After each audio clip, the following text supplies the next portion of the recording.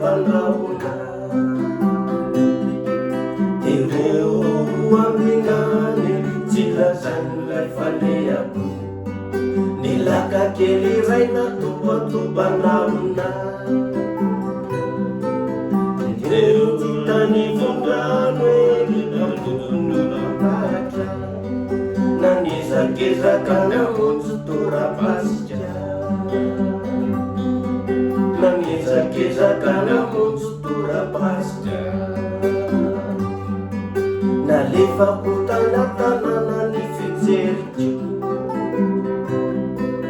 indreo olympianakavy sasamiany amorapasika ny velona makonjao manakoako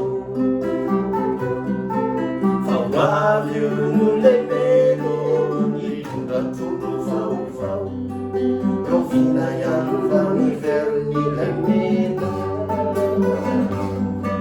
rovina ihany mba niveriny lemena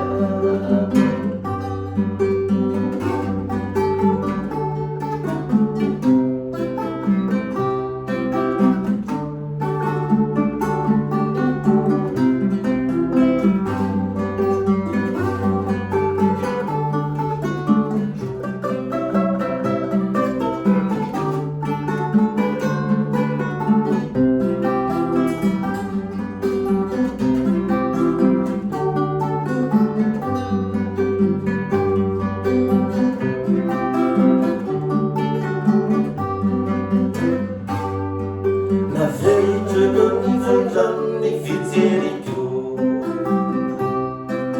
indreyeny lemeno lemena sy ny lakanio na tsipitsipinyio zakana ny tsipitsipina no ny farany ny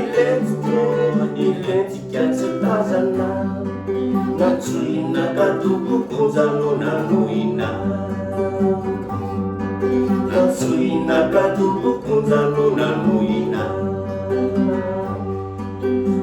ananao ahoana ny tao an-tanàna indreo ny mpianakavy mbola miany amorapasika ny velona makonjao mbola manako fa ilemena kose lefa niasany alolalana velomanatonidinika lemena masina fatibatena ny lemena